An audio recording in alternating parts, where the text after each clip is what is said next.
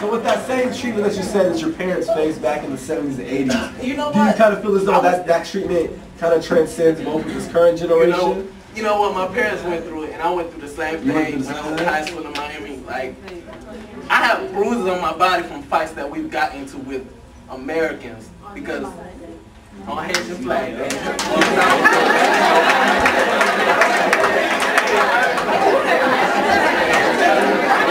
I'm not saying that Jamaicans don't hate. I'm not saying that Jamaicans don't hate, but I'm saying that Americans put us through more shit than the Jamaicans.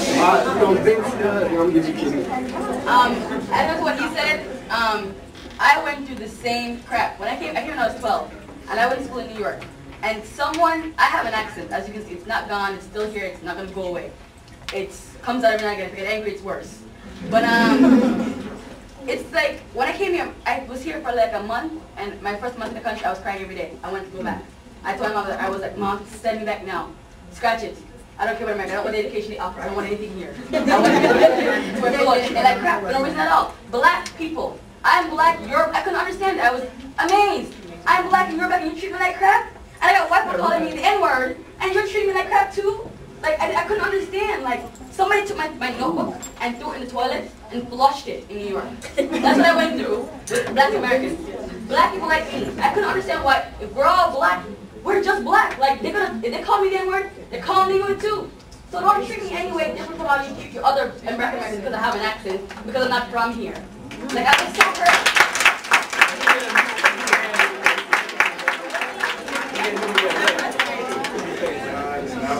I'm from Georgia as well, small farming town in Georgia. What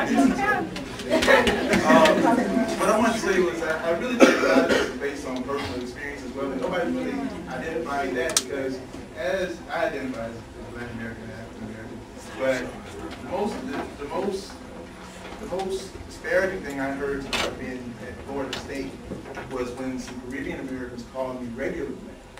Regular? Yanks. We call them Yanks. It's Yanks. Experiences that's made them feel either good or bad about their own history. But that was the most discouraging thing I've ever heard because it was almost like I didn't fit in because it's more accepted here. But we don't even see most of the people who are in Georgia that I know that are Caribbean or identify as Caribbean also recognize that in a larger sense, we're still all in one place. In Georgia, we're a little more unified than I think down here. And it may just be a matter of what's more exciting, what's more hip, and then in some cases, what's more accepted depending on where you are in your personal experience. We're going to try to get to all your hands. I know it's a lot of people, so please be patient. You are trying to get to a lot of new faces. So if you have something burning in your heart, just keep it up. I promise we'll get to you. Just get it. I think there's two things that a lot of people are failing to recognize here.